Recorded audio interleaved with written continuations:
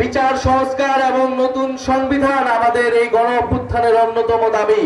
ফলে সংস্কারের মাধ্যমে পুরনো আইনগুলো পরিবর্তন করতে হবে এবং প্রকৃত গণতন্ত্র প্রতিষ্ঠা করতে হবে, যাতে বাংলাদেশে কখনোই আর নির্বাচন কমিশন দলীয়করণ না হয়, বাংলাদেশের পুলিশ দলীয়করণ না হয়, বাংলাদেশের প্রশাসন বিচার ব্যবস্থা দলীয়করণ না হয়। আমরা একটা নিরপেক্ষ পুলিশ ব্যবস্থা চাই, নিরপেক্ষ প্রশাসন চাই, নিরপেক্ষ বিচার ব্যবস্থা চাই, নিরপেক্ষ নির্বাচন কমিশন চাই। আমরা দেখেছি অলরেডি ঐক্যমত কমিশনে একটি পুলিশ কমিশন গঠনের জন্য সবাই ঐক্যমত পোষণ করেছে। আমরা সেজন্য সবাইকে ধন্যবাদ জানাই, কারণ আমরা চাই না বাংলাদেশের যে পুলিশ ব্যবস্থা তারা কখনোই আর দলীয়করণ হোক, কোনো দলের পক্ষে জনগণের বিপক্ষে তারা ব্যবস্থা গ্রহণ করুক। আমরা চাই পুলিশ জনগণের হয়ে উঠুক, প্রশাসন জনগণের হয়ে উঠুক, আদালত জনগণের হয়ে উঠুক। আমরা বলেছি সংস্কার প্রক্রিয়ায় আমাদের একটি উচ্চ কক্ষ প্রয়োজন। আমাদের জাতীয় সংসদটাকে দুই ভাগে ভাগ করতে হবে, ভোটের অনুপাতে উচ্চ কক্ষ নির্ধারণ করতে হবে, যাতে করে একটি জবাবদিহিমূলক ক্ষমতার ভারসাম্য আমরা নিশ্চিত করতে পারি। সেই উচ্চ কক্ষের সংসদে সেই ভোটের অনুপাতের উচ্চ কক্ষে এখনো ঐক্যমত হয়নি, ফলে জুলাই সনদ এখনো আটকে রয়েছে।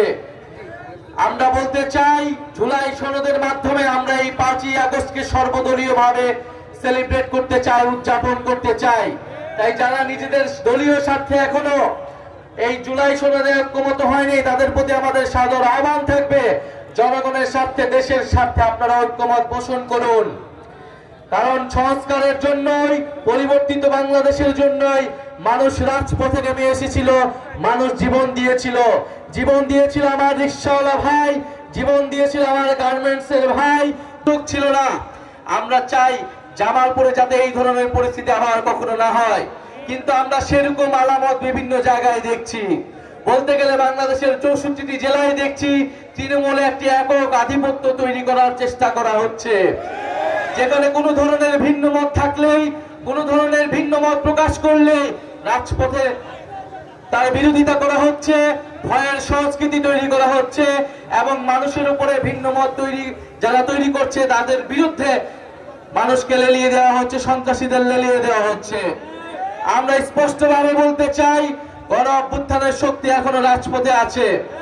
আমরা গণ অভ্যুত্থানের সময় সম্পূর্ণভাবে সংগঠিত ছিলাম না, আমাদের কোনো রাজনৈতিক দল ছিল না, ফলে আমরা অনেক কিছুই করতে পারি নাই।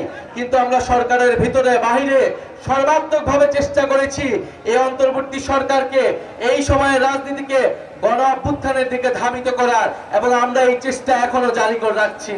আর কিছুদিনের মধ্যেই 5ই আগস্ট আসতে যাচ্ছে, আমাদের জুলাই গণ অভ্যুত্থানের 1 বছর পূর্তি হবে।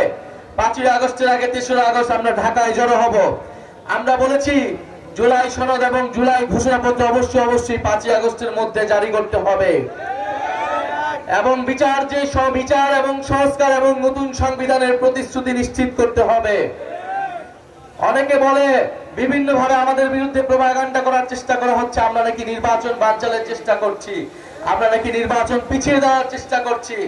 আর এই গণ অভ্যুত্থান না হলে আপনারা নির্বাচনের স্বপ্নই দেখতে পারতেন না।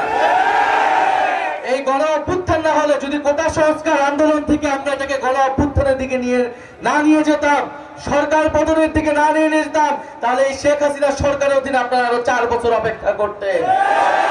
তাহলে বাংলাদেশের মানুষের ভোটাধিকারের জন্য, গণতন্ত্র প্রতিষ্ঠার জন্য কোটা সংস্কার আন্দোলন থেকে এই আন্দোলনকে আমরা গণ অভ্যুত্থানের দিকে নিয়ে গিয়েছিলাম। ফলে অবশ্যই আমরা নির্বাচন চাই, আমরা ভোটাধিকার চাই, আমরা মানুষের মত প্রকাশের অধিকার নিশ্চিত করতে চাই। কিন্তু আমরা বলেছি শুধুমাত্র ভোটাধিকারের মাধ্যমে, শুধুমাত্র এক সরকার থেকে আরেক সরকার পরিবর্তনের মাধ্যমে আপনার আমার জীবনের কোনো পরিবর্তন হবে না। আপনার আমার জীবনের পরিবর্তন হবে যদি সংস্কার হয়, যদি অর্থনৈতিক সংস্কার হয়, যদি শিক্ষা ব্যবস্থার সংস্কার হয়, যদি স্বাস্থ্য ব্যবস্থার সংস্কার হয় এবং যদি প্রকৃত গণতন্ত্র আমরা নিশ্চিত করতে পারি। আমরা এমন একটা সংসদ যদি তৈরি করতে পারি, জাতীয় নাগরিক পার্টির পাশে এসে দাঁড়ান।